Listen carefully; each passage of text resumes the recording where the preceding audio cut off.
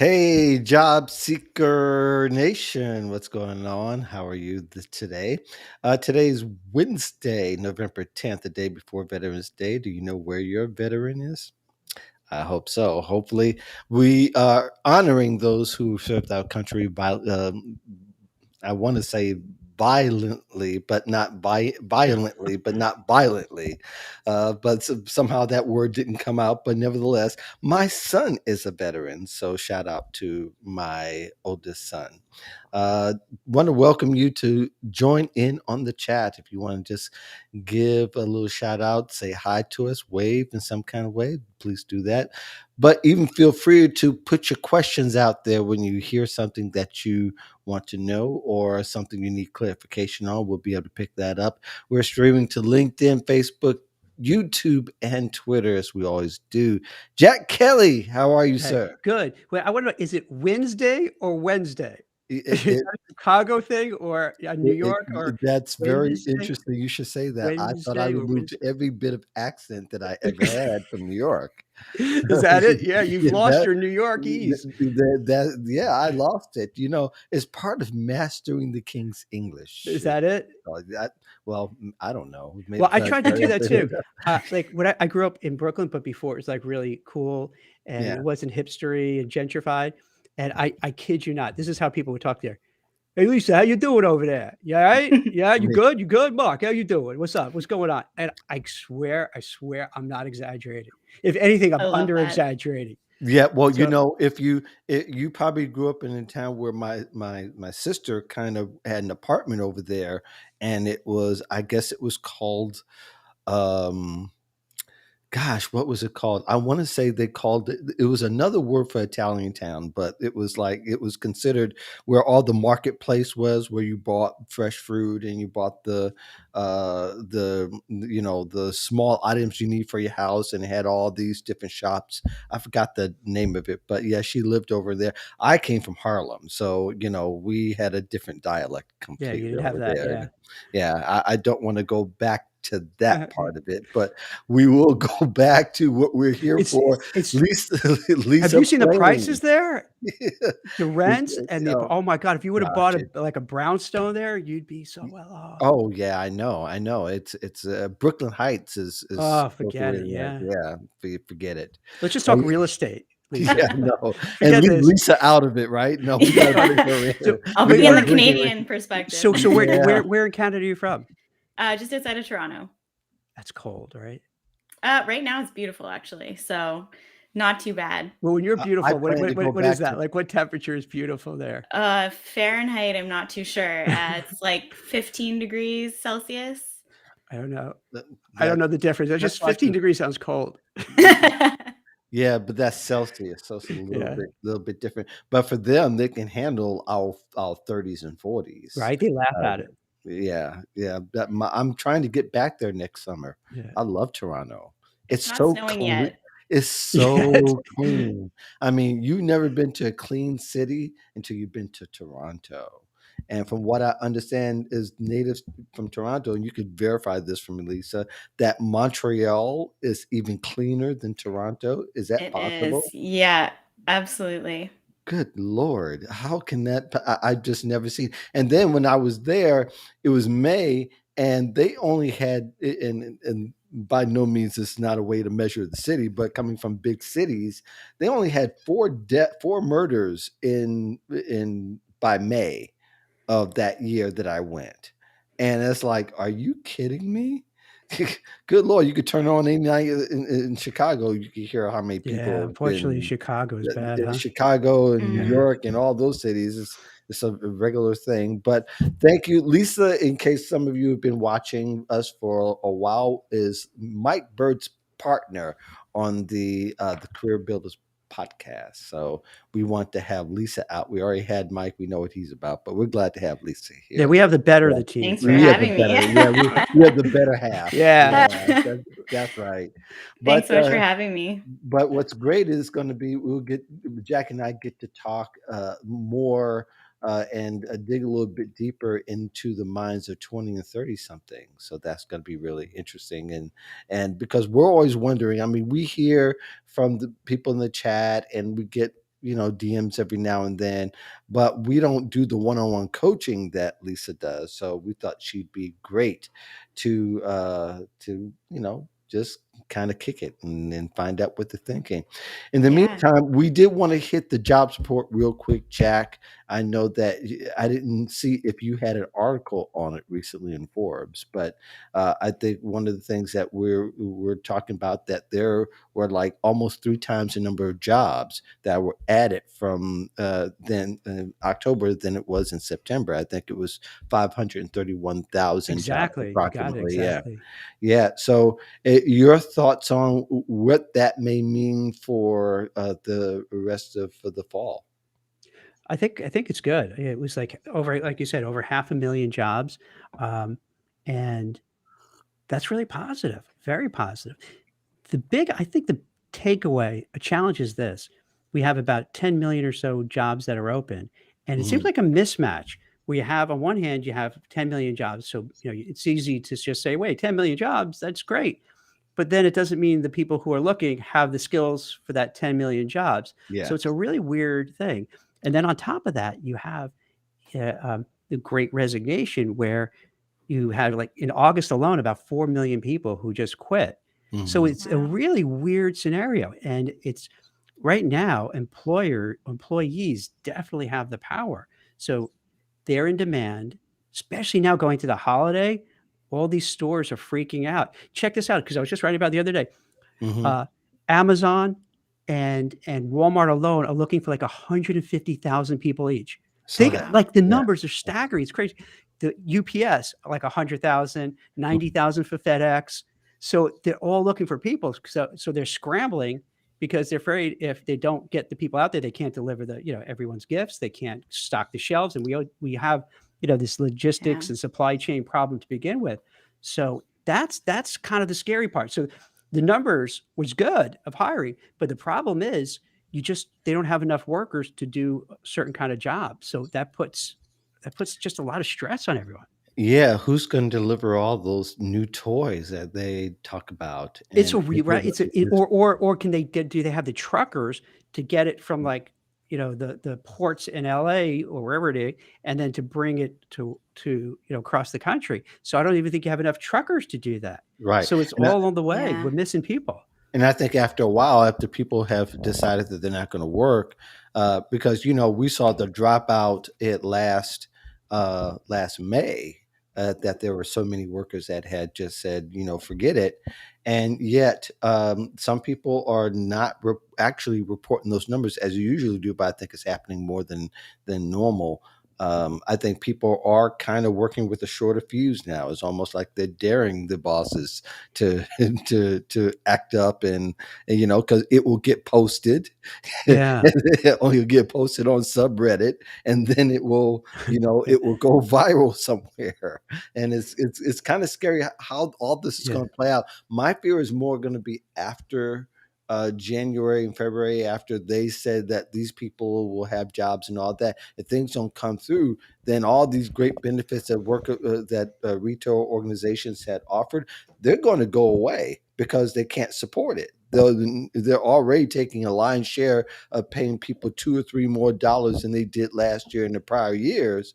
But then they're stuck with the bill of goods, and they offered all this PTO and all these things. Then when people are let go, then or their hours are severely cut to where they can't really benefit, that's going to also create more angst among people. But you're lucky, Lisa. You're in Yeah. Canada. You How don't is it have in to. Canada? Are you going through the same things we are here? It is Mhm. very similar. Yeah, I know Yeah. a number of industries, particularly, who are having a really hard time finding employees, finding people who want to do the work. Mhm. And it's understandable. There's a lot that has been going on, and it's hard for people to feel confident signing up for something without really knowing what the future is going to hold.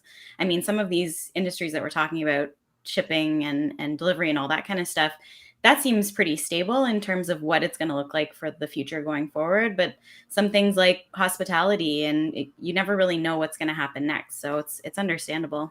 The Yeah. people that you work with, they're at a certain age demographic, but are they also certain kind of careers that you focus on?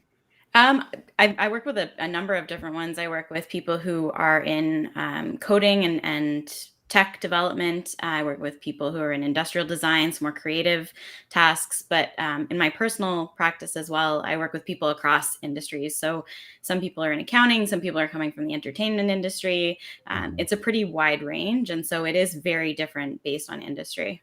How is tech there? How is tech in Canada? Is it a big sector like it here is in the US? Or? Yeah, really big, definitely. And Montreal is actually a big hub for that. Montreal, Vancouver. Um, but yeah, it's going well. And again, tech as a sector, it really depends on the industry. So tech within shipping and Amazon and that kind of thing is booming, whereas tech in some other areas is not doing Hmm. as well. So it's an important thing for people to consider of, where is the growth really? Yeah, yeah, and it's changing all the time. I mean, Yeah. we assume that tech is because tech is always evolving and seem to be flourishing to a great degree, but at the same time, they do put out a lot of positions that they don't who knows how to qualify because a lot of the technology is pretty new. So yeah, it's easy to a certain degree it's easier to get in because there isn't a degree for it yet. And a lot of these new industries will train people if they're willing to make that jump. But if you still have a problem navigating certain basics of text, like turning on a computer and knowing what to do with a browser, then you still might be a little lost. But Yeah. that's a whole nother deal there. So it's about to get more interesting. We'll be watching, of course, as we usually do every month. And I just want to spend a little short time talking about that because it is worldwide. If people haven't noticed, it's not just here. There are things happening in Singapore, India, as well. It is here in Indiana. So look out. Let's go ahead and move on to Lisa, since you're our guest and we do want to know what 20 and 30-year-olds are thinking, I would like for you to finish this sentence. I wish job seekers would do more of blank and less of blank. Okay, I wish young job seekers would do more networking in a way that feels comfortable for them and less comparing themselves to others. It's Ah, interesting. that's Now, the what? second half I didn't see. The first half I expected. The second half is so there's a lot of imposter syndrome. There's a lot of because so and so is doing this. But you know what? Honestly, I think that that's always been a thing. We just didn't call it a thing because a lot of people you do feel part of the peer pressure is when your friends are moving up and you feel like you're at a standstill, that affects you because you think that you should be there and there's something wrong with you. It may not be. Do you get that from a lot Absolutely. of your clients where you feel that they're just anxious because their close friends and colleagues are kind of moving up and they're not? Absolutely. And I think with social media, it just has increased the problem. So they're seeing their friends on TikTok and on LinkedIn and Facebook and all of these different places where people are posting what's going well for them, and you don't always see the background reel, right? You see Hmm. the highlight reel, and so people are starting to worry. Oh, this person has a new job. This person's doing their new business, or they've started a side hustle.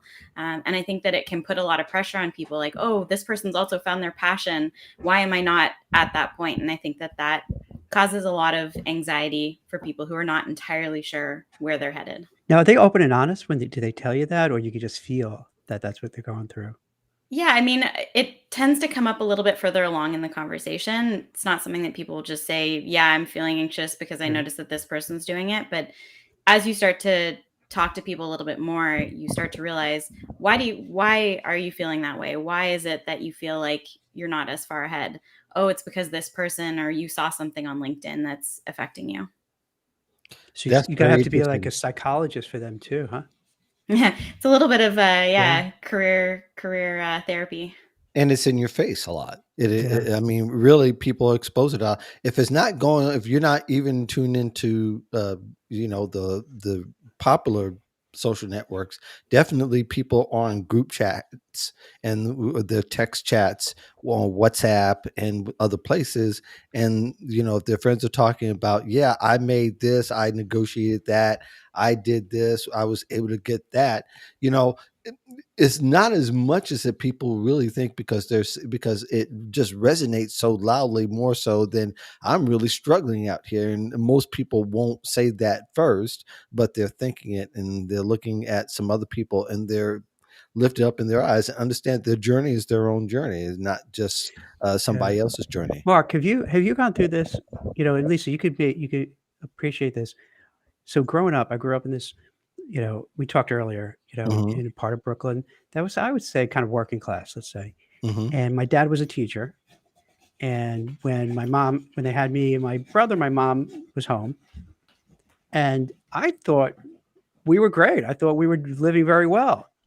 My friends, like their dads, and most of the moms didn't work. Their dads were like a taxi Hmm. driver, worked in a cleaners, worked in a supermarket. They really didn't have great jobs. So by comparison, I was like, oh, things are great. Fast forward, as I get older and you go out into the world, I'm like, huh, this is crazy. I would go to, let's say, Long Island. I don't know if you know how New York is, but Yeah, that's kind of I going to the do. But suburb. You do, like Lisa, go out to suburbs and then you see the houses and everything. Like, oh my God. I didn't realize. I just thought everybody was, yeah, this is how they are. Now with mhm, social media, it's in your face all the time. yes, it It's is. in your face, and you see, like you were saying, you see, your friends, your colleagues, "Here's my wins, here's what I'm great." You see Elon Musk bragging about how much money, and it has to impact people. It And Yeah. definitely has to hurt, impact yeah. no matter how strong you are, you have to be like, "What am I doing wrong?" And influencers now too, that was not a thing when I was No. doing the job search, but influencers now Mhm. have this ideal lifestyle where, everything seems to be perfect for them. Yeah. And a lot of times there's a lot behind it, but that can really impact the way that you think about your own job search, which is hard enough as it is when you're going through a job search.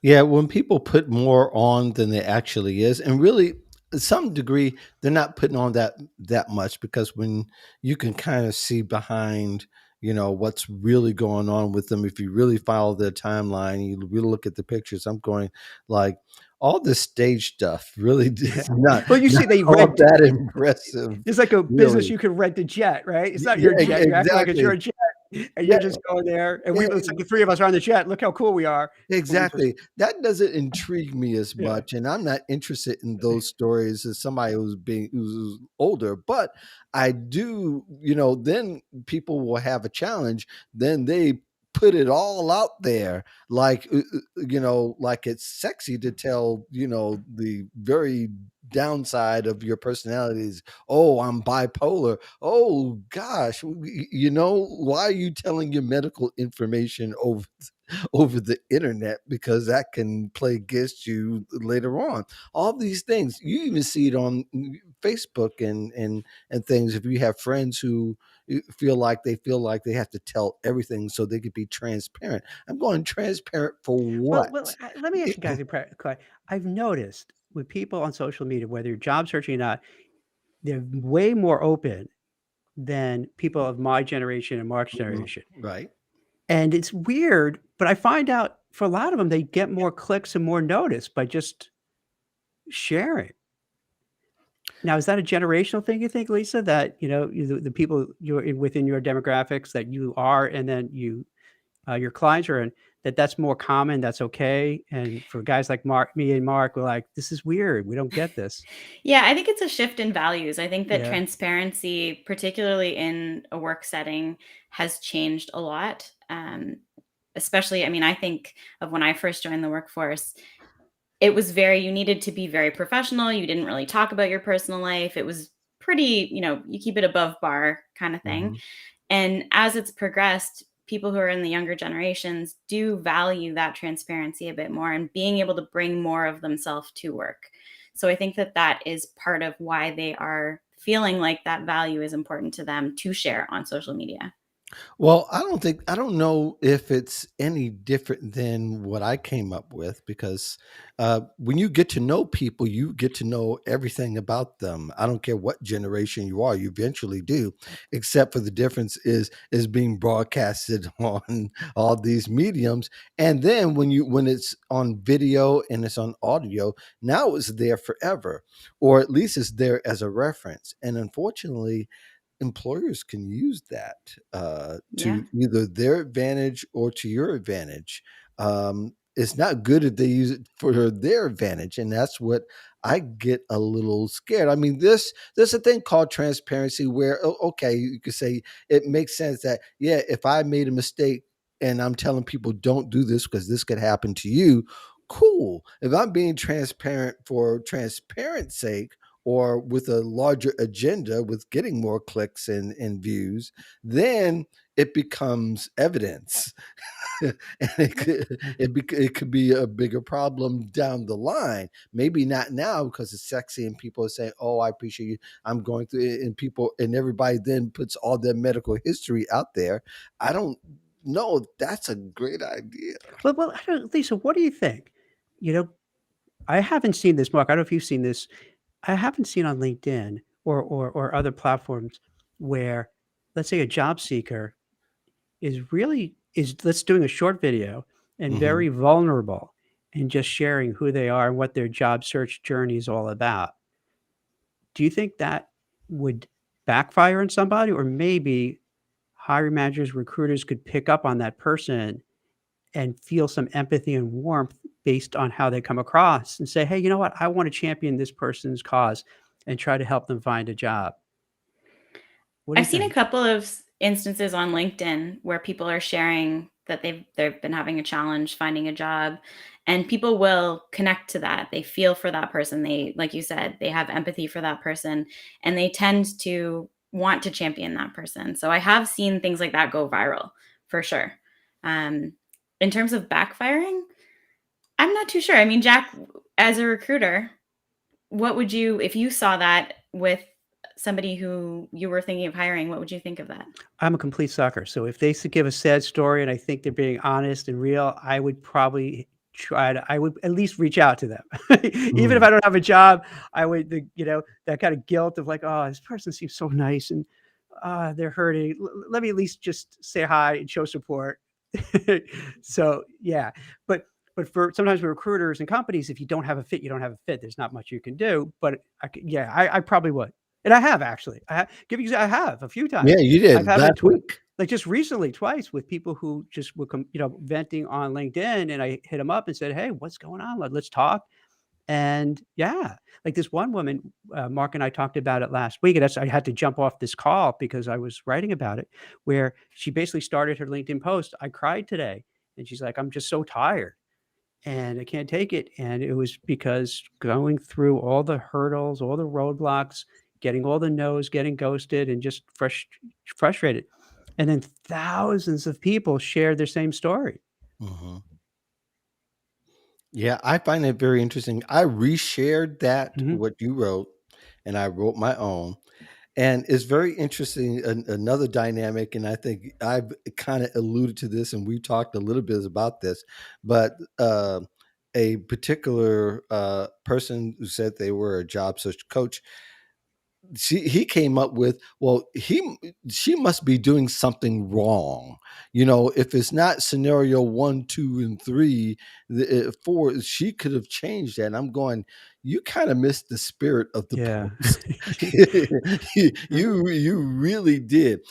It's, you can still do everything right in your job search, as you guys know, and things are very frustrating because you do jump through a number of hurdles. We have documented very well that people have had more than 5, 6, 7, or 8 interviews, or that there's a long time between the time that they've applied for a job, they first heard from someone, to the next time they hear from someone is like 3 to 6 months down the line.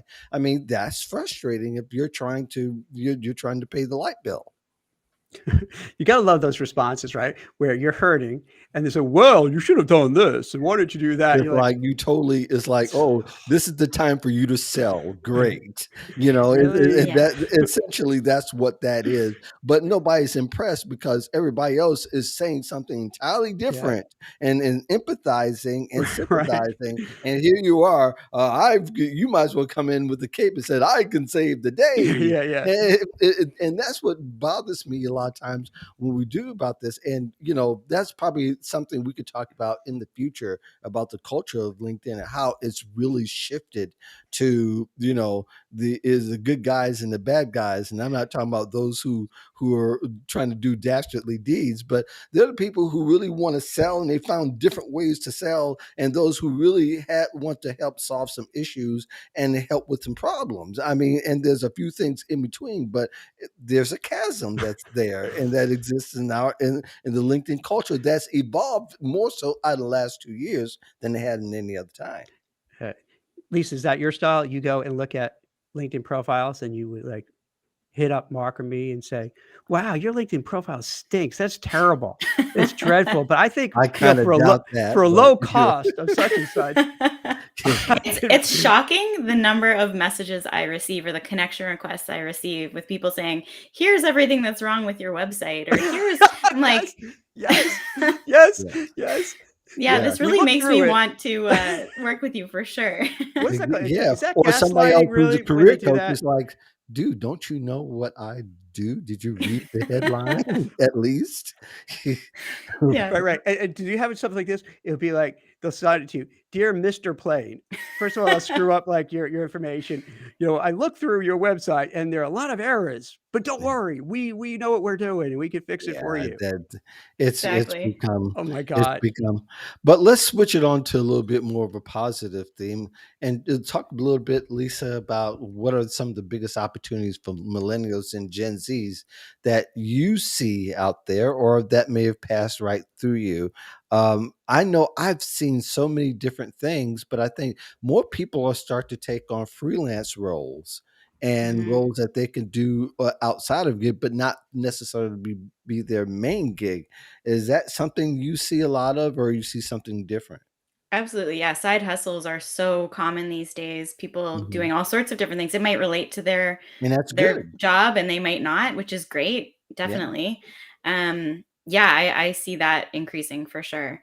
In terms of other opportunities, I think as we were talking earlier, the new industries that are emerging from this pandemic, Mhm. it's things that we can't even think about or we don't even know are going to come out of this. And I encourage people to think not just over the next year or 2 years, but really think about how is this shift affecting us longer term? What is the workforce going to look like in 5 or 10 years that you might be able to start building some skills that can help you at that point? And I think that millennials and Gen Z have real opportunity to start learning some of the new technologies and things that are happening. I think that that's something that people are really because so I grew up and I think it was like grade 3 when computers became a thing in our Mhm. classrooms. For Gen Z, they've had that their whole lives. So for Mhm. them, the technology piece of it is second nature. And I think that there's a huge opportunity there to just be a faster learner in a lot of the technologies that are coming up. You know what? That's really good advice. And I think that holds true to other generations. So what would you say Absolutely. to like a Gen X or Mark who is Gen Xy or boomery? And would you suggest from what you're saying, s- like certain to know Python or Java or would you recommend people just to upskill to stay relevant? Absolutely. I mean, if that's something that interests you, I wouldn't say that everybody needs to go out and learn Python. Mhm. If there's an industry that you are really interested in and Python is something that's used really commonly there, I think that would be a great thing. Or if you're looking at a job posting and you think, oh, it says that I need Python, there's tons of courses, Udemy and all of these different um, online learning Yeah. platforms that you can go and pick up some basic skills pretty easily. What do you see as like the kind of areas that, you know, within your peer group, within your cohort, within your clients that they're kind of migrating to where they feel, hey, this is where the growth is. This is where the future lies. I think that healthcare obviously is a huge one, and I think that it's going to continue to shift as this pandemic progresses, but also just as the baby boomers continue to age. I think that that's going to be because baby boomers too have a different perspective than their parents did. So healthcare is going to look different now than it did back then. I think that technology, absolutely, the way that e-commerce is moving, pretty much anybody who wants to sell now needs to have some sort of e-commerce aspect to their website, to their platform. So just a basic understanding of that area as well. Um, Social community building, that seems to be a huge thing as well. Online communities. Um, I've seen a big increase in that. And then I think just in general, When you say the social media, is that more social media you talk about being, or that's something different when you talk about the online communities? Yeah, so it could be online communities, it could be different forums. I know that people are just building more virtual type communities.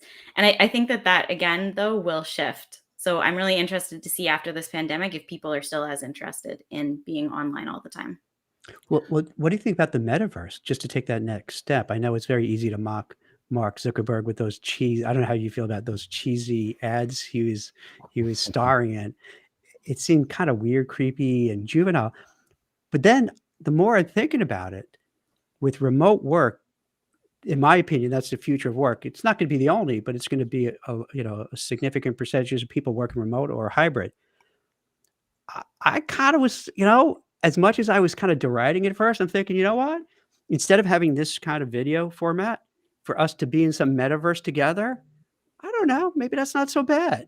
But I mean, what do you? yeah, it's really interesting. I connected with somebody recently who works for a virtual reality and augmented reality company. And the way that they're using those technologies is very interesting. They're starting to think about training. They're starting to think about, like you said, the metaverse and collective engagement on something like that. But there's so many ways that it's going to be used. Even if you're training a doctor, you can now put them in that scenario. And you can have other people interact with them virtually in order for them to continue to grow as a surgeon or a doctor. And it's pretty interesting. It's kind of mind blowing if you really think. If you put aside, and you know what? I don't know. Again, I don't have any animus against Facebook or Mark Zuckerberg, but I feel if somebody else was doing this, there'd be so much more wide adoption. Like, yeah, let's do this. Let's try this out. Well, tech companies, as I state practically every week now, they're copycat companies. So as soon as one begins to do one, then everybody else begins to follow. Though, believe me, Jeff Bezos is back there somewhere having his own lab where there's a virtual reality lab and there's several communities and he's involved in some way. I mean, in between that and going to space. And by the way, shout out to Cobalt, put that in your little coding book. Wait, But what's that? What's that? but I think the main thing is that the adaptation to tech has to be. I mean, for job seekers to really understand, they have to know what to shift to. And a lot of their jobs, especially if you're Gen Z, what you're going to work on 5 years from now probably hasn't been invented yet. Probably hasn't gone mainstream. So therefore, that idea, I think there's two things that are happening. One is shifting away that college has to be the first stop that people will take. Uh, for sure, that's changing. That is going to change in the next 5 years. Instead, we're going to have a pretty splintered way of being educated, and it's going to be so much so that there are tech companies who actually and schools that have combined their forces. That as soon as they've been funded by this tech company, that school and those graduates can go right into a career that pays a whole lot better than minimum wage. And you think about it, that's how a lot of them are going to be Mark, you know adapting what? to. I just wrote about this yesterday, 2 days ago. So, a school called the Flatiron School, Mhm, and that's exactly what they're doing. So you could go enroll and learn how to code mhm. data. You could do data science, cybersecurity, and all that, and it's kind of a boot camp. So Yeah. so you could go for this program, I wanna say 15 weeks, but I could be off, and you get out, and then you graduate, and you have a good shot at getting a job, and they were saying the statistics for the average salary is north of 70,000 coming out of it. So, Mhm. yeah, so that's Yeah, It I've worked with two of those as well, SV Academy in San Francisco and Concordia boot camps in Montreal. Um, I'm sorry, what SV was the first? Academy, SV? SV Academy, You yeah, say that? they're doing sales training, so it's a sales training boot Mhm. camp, and Concordia boot camps is data science and coding, they're amazing programs. I can definitely vouch for the format. Yeah. So I think those opportunities are going to be created in such a way that people won't have that lag time between. There won't be anything called a gap year like we traditionally would know, or that used to be called when a college student would take a gap year, like Sasha Obama, I think it was, who took a year between high school and college, and then she went on to college. I think that's how it went. But there but now people can walk right into, once they finish high school, walk into the next tier of their career and even continue that, because it only gets better from there. At least from what we know from a pay point of view, we don't know what the culture is going to be like, but we do know that possibly distance learning will be something that will be implemented right away, or that there'll be a short term of training, and then from there, as people begin to evolve and go elsewhere, they'll have those options, because you can, if a student can't have it through the teacher, they can hack their way into a system and become virtual on their own. But you look at all those possibilities, the opportunities just seem to expand more than they do lengthen.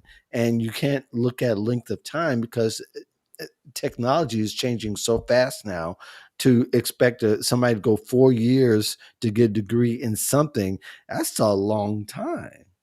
And things have been changing every year and a half, every 2 years now, to where there's something new. I mean, just 4 years, we just heard of cryptocurrency and Bitcoin. Think about how new that is. And now they're talking going beyond that to NFTs and to some of these other things where, hey, it is changing really fast around here. And if you are like me, you hope you're not looking at the sunset, although it seems pretty appeasing at this particular time. But at the same time, if you're younger, you're thinking, boy, this is going to be a rough road full of rocks and hills and valleys. I think that one of the things that job seekers do have a benefit of, though, and I think that this is true not just of Gen Z, but of any generation that's gone through a challenging time, is that they have the resiliency. So going through Mhm. something like this builds such a base level and adaptability that they're able to carry forward through their career. So Sarah Johnston, we had on our podcast, and she was talking Mhm. about how she graduated college in the recession, and so it was a really challenging time that she went through. But it ended up serving her in her career because it Mhm. brought this adaptability and resilience. And so I think that yes, there's going to be some bumps and there's going to be some challenges, but at the end of the day, people are prepared for that. That's a Yeah. really good point. I've seen personally and with candidates I've dealt with over the years, sometimes failure is good. At the time, it's terrible. It sucks, but the lessons you learn from it to overcome it makes you so much stronger. And then then when you come across obstacles down the road, you're more confident to overcome it. So it does help. So like I guess for Sarah, yeah, you graduate, you spend all that money for school, you get out in 2008, 2009, 2010, there are no jobs, and it's horrible. But then you develop that thick skin that's going to stay with you forever. Exactly. Yeah. Well, the whole idea of doing something does apply to any generation. Do something. And I think what this movement has really taught us is that you do something doesn't always mean tolerate anything. And I think that those ideas that there's changing, people just have to be ready to change a whole lot quicker where we think in 4 or 5 year increments ultimately, because that's how our education goes. You move from one tier to another, when really, when you get down to it, you know, think about it, 5 years is too long. It's not even the old idea of a career trajectory anymore. And who can say that when things change that so quickly? Let's move on here. And it's kind of similar, but is there a difference between how Gen Z and millennials network to find opportunities? I mean, we're used to, boomers, my generation, I'm the last of boomers, but the idea is that you don't trust anyone that you can't shake a hand. Now that's a whole lot different now, and and I think all of us are kind of acclimating to the idea that the virtual relationships are real relationships.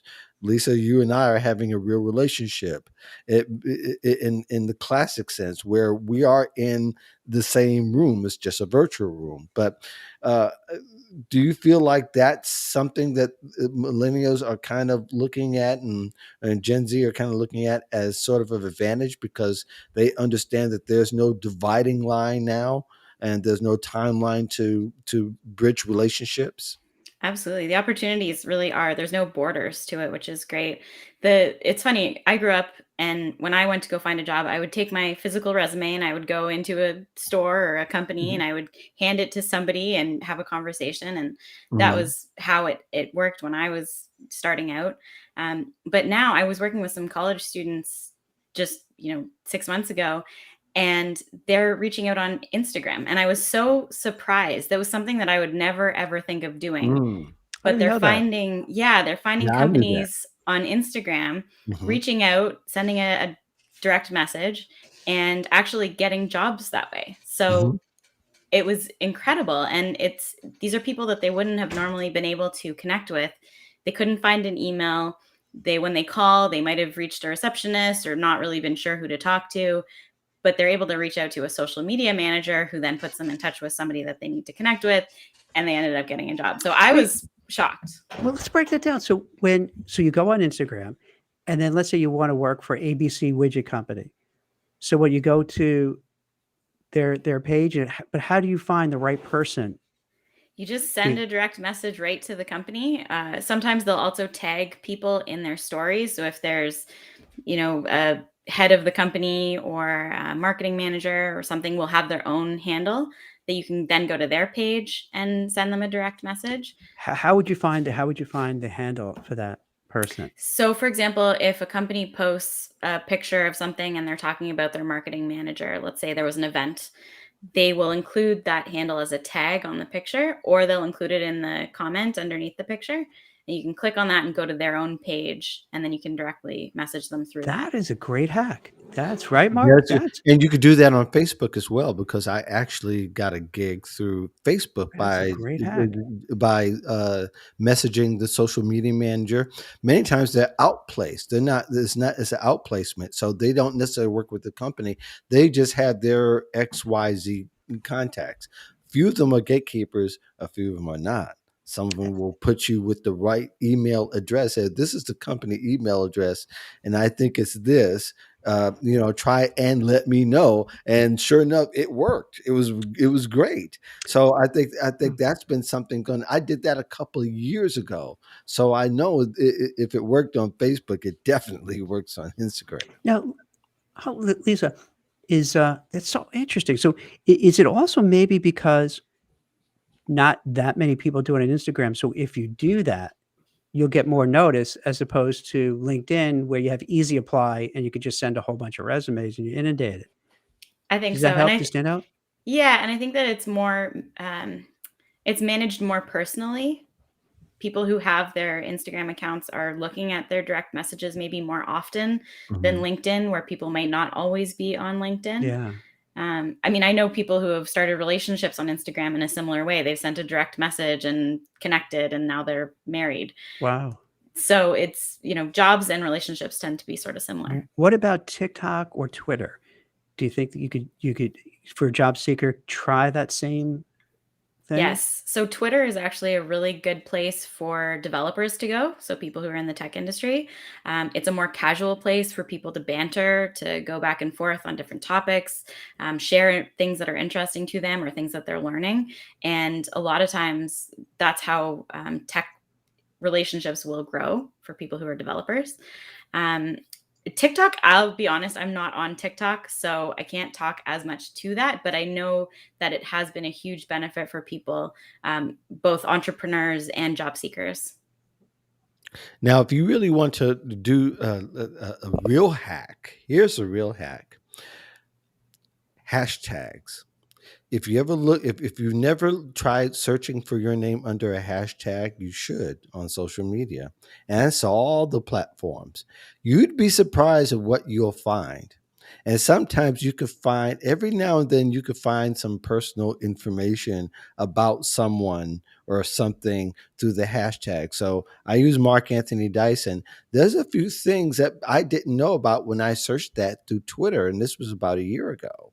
So I know it Really? works. Yes. So my name is a hashtag, or however you have yours throughout the social networks. Sometimes if you use a different name other than, let's say you have a married name and maiden name, in your instance, Lisa, then if you use your maiden name, your married name, and online use your married name, then look under both, because people may have taken a picture, or you may have done some work that affected someone, good or bad, and then you look that up, and sure enough, somebody used a hashtag under that name instead of using your real profile name for one reason or another. That's So so interesting. yeah, so the hashtags weird. Now Twitter has a longer, was one of the first that used the hashtags than Facebook. LinkedIn was a lot later. So if you have some history that you want to go find out, it's good to see if that still is there. Sometimes it comes up and sometimes it doesn't, which is really interesting. But yeah, I look for my name under various ways, under a hashtag, and found some really. Fortunately, none of it was too bad. So That's really interesting because I know people who have stayed off of social media mostly, but people will still hashtag their name. yes, yes, So it's a even if way people to. don't want to be on it, they still might be. They still might, exactly, and that's why Interesting. it's a good way to look. And even if you Google a hashtag, you could find find some information on all the social sites. But it's better to go to each one of the social sites to make sure that that if you're concerned about your brand and being employed, that's a good way to kind of audit it. Yeah, Jack, it any makes a lot of comment? sense. You should look under your name and make sure that you have a clean hashtag. I'm just curious about this too, because sometimes you hear conflicting things. Yeah, I follow a lot of folks on LinkedIn, Mhm, like Kevin D. Turner, Andy Foote, who kind of are abreast of you know what works and what doesn't. mhm. Um, but then I hear sometimes to use too many hashtags that looks bad, bad form. Is that the case or not the case? I think what they're talking about is reach. If you use, like, if you try to do like Instagram, and even Instagram has poo-pooed on using 30 hashtags per post, that the reach is not as great. On LinkedIn, what Andy and Kevin, those guys, come up with, that three, no more than three or four, to ensure that your post has a wider reach, but not to go against the algorithm of Hmm. LinkedIn. But here in our case, and what I was talking about was more of kind of bookmarking a conversation, or the use of a person, and particularly how somebody may be included, but they don't know the person's address, so they use them as a hashtag, and you can still find that person through the hashtag. And that's very Makes sense. prominently used that way on Instagram, which is still very useful, by the way. But they have a long history of hashtags, and some of them you can find millions and millions of uses for them, and still So, find people. So so yeah, I'm glad to hear you're still an Instagram model. So that's cool. They're still working. Now, have Yeah, you done still on working. OnlyFans yet, or no? That's you're I holding off on that. very few no Yeah. offers for that Okay. anyway. Yeah. Try, right? Speaking of that, can I go back to Bezos when you brought it up? Yeah, All right, completely off topic, sort of. yeah. Did you see the video where Bezos with I don't know, is he married to that new person, Lauren Sanchez or what have you? Oh, I don't They're, know. they're I at a know gala. he just divorced a minute ago, Yeah. but for them, there's different rules. So he's at this gala and they're walking and he's Bezos, either the richest guy or second, depending on what's going on with Elon Musk. Hmm. And Leonardo DiCaprio is there. And she was definitely very intrigued with DiCaprio. And I'm thinking, and this ties back, Lisa, what you were saying earlier about comparisons. Here's the richest guy in the whole effing world who heads up, now he's this chairman of Amazon, kind of moved away from the CEO. And even him has to say, that son of a so and so is hitting on I don't know whether they are married or not, I have no idea. And here he goes, so I think from a 20-something-year-old or 30-something-year-old or a billionaire, we all kind of get that looking at someone else and like, what the heck? What does he have that I don't have? And he's a billionaire, multi-billionaire.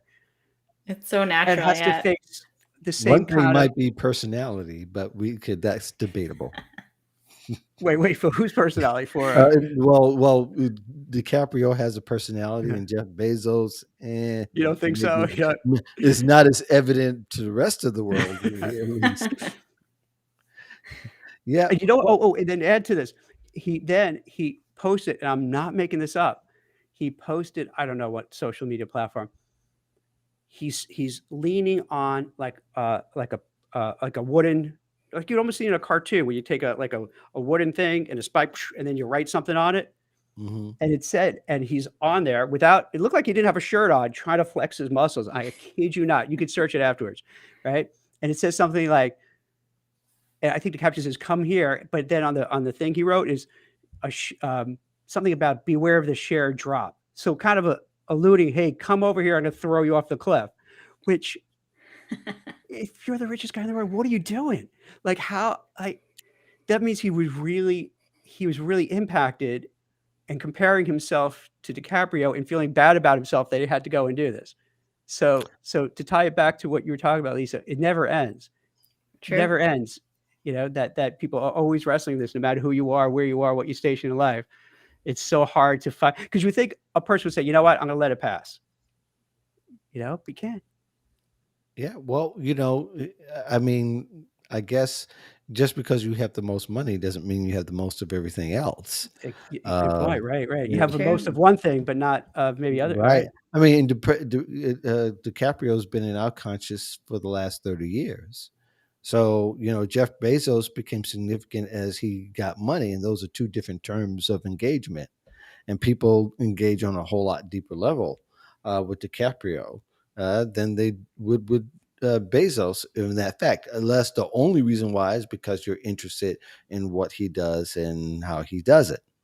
So, I think the rules of engagement are a lot different. And I think people who have decided to engage in one way are all going to collectively get together and continue to forge forward. Just like most of us can't relate to Bezos and Elon Musk, but they're the same as everybody else. So, I put it in the yeah, chat, by the way, guys. yeah, I got it. I got Awesome. it. I get it. I get it. And and that was his date, right? That was his date. And, I guess, yeah, like Cyndi Lauper said, money isn't everything. But anyway, we're coming close to the top of the hour. I did want to discuss one thing, though. I'm very interested in this question, and I did put this out there in our chat earlier this week. Is what misperceptions are there around careers that are introduced to millennials and Gen Z? And what I mean by that is, is it different for us those of us who are not Gen Z and millennials, uh, do they view how to get into career a whole lot different than what they're introduced to, like through school even now? Like they're introduced one way, say you get the job this way in the freshman year. Of course, now, of course, it's a whole lot different in their senior year, or even as they become, as they, going out into the working world. Is there misperceptions we think that, as other folks may think that it's a lot easier, or they don't have to do as much, or they have to work harder? So you mean that Gen Z and millennials are working harder to get into their first job, or Well, are I'd be curious. Are they working harder to get that first job? Are they doing something a little bit different than, or the way they're looking at job search a little bit different coming out of school? Whether it could be even out of high school, but I just, my feelings are that they're looking at it as a whole lot different, because they're thinking about what the way their parents have told them to do and what reality really is. right? So I think that way and it changes from the time they, if they go to college, even if they go to a 2-year college, it's changed. Yeah. Yeah, absolutely. I think that things have changed quite a bit. And just in the conversation we've had around the way that people are networking and the way that jobs are coming up in the different industries, the key difference that I find is the amount of competition, Mm. particularly with remote jobs. So if somebody is really interested in only having a remote position these days, that's a lot harder. The competition is much higher and there's fewer jobs available. Really? Mhm. So you're finding it not to just go in the office to go against the trend, so you get noticed more by wanting to go into the office. Yeah, exactly. Interesting. Cool. Yeah, and I think too that it will shift. I mean, remote work is more prevalent right now, but there are companies that are starting to think, how are we going to go back to the office? Maybe it won't be full time, but it will be different. Maybe it's a couple days a week. Maybe it's, as you wish type of Mhm. thing.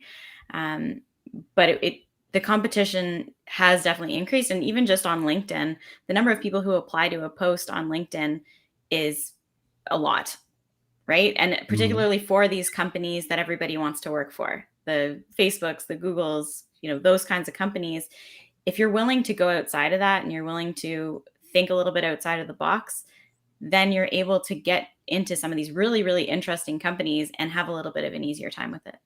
Like Instagram Yeah, exactly. or That's or great advice. or That's TikTok. really great advice. It's really like, um, a contrarian kind of view. If the hot thing is to be remote, then you know what? You go in office. If the hot thing is try to get to Google, maybe try to find another kind of, fintech or whatever kind of company that maybe isn't as well known, but you can kind of get in the door and have a better trajectory. Yeah, and I find too that with some of the big companies, you're very siloed in what you actually get um, access to. Whereas if you're in a smaller company, you get a whole bunch of experience that you might not have gotten if you're in some of those big companies. So there's benefits to both. Amazing. Interesting. That's good. That's look at this, man. We see this is great. We got so much content, Yeah, so much good no. advice. Yes, some It's great awesome. advice, and that's what we were looking for. So, Lisa, thank you so much for joining us today, Thank you. and taking time out. Uh, Tell us a little bit about the Career Builders podcast. Not that Jack and I know, but everybody else who might be watching, give a little shout out. Yes, the Career Builders podcast, we do a bi-weekly show around any topics really that interest job seekers in the 20 to 30 something range. We have some really amazing guests on, including Jack and Mark, hopefully in the future, if you'll come and join us. And yeah, it's just sort of a casual way of looking at our job search. And we'd love for you to come and join us. It's the careerbuilderspodcast.com. Good deal. That's And great. you can find it on all the platforms, Spotify, Audible even. Did you know Yes, there's you can get on Audible? That's really cool. we're Jack, pretty excited. yes. Jack, you got anything else to share with the people? Anything coming up? Um, yeah, just the usual. Recruiting is good, which is cool because there's just a lot of needs, a lot of things going on. Mhm. And writing, there's just so much happening that I'm doing it. I'm kind of even doing more than a piece a day because there's just so much I want to talk about and write about. So it's to me, coming out of this pandemic, it's such an exciting time. There's just so much happening, so many changes, and for people who are comfortable with change, this is like the Mhm. best time ever. Yeah. Yep. Well, other than joining us on the Friday show, the Modern Job Search Checklist, Sonal Ball is joining us on Oh, great, Friday. So y'all might want to check that out. Already there is some excitement created around that as we talk about interviewing. I'll be writing for Lenza.com as a cool, new client of mine. I'll be writing a lot for awesome, them. So this is really happy about that. I have another client that's on tap, just waiting for the rain to fall. But other than that, got a lot of other things coming up. Check out my Medium feature as well on Authority Magazine. Look for Authority Magazine on medium.com. And I do a thing about remote work. great. In the meantime, thanks to the rest of you. Next week we'll have a show. The week after that we'll be on break, Wait, and that's then Thanksgiving already? yes, 2 weeks. Wow, 2 weeks from tomorrow will be Thanksgiving. wow, So hopefully you're getting excited about that wow. as well. And thank you very much for joining us here on Job Seeker Nation. Feel free to reach out to us anytime, almost any place online, and we're glad to answer your questions at any point. Thank you very much for joining us. You all have a great week. Thanks Thank so much for coming on. It was great Yeah. seeing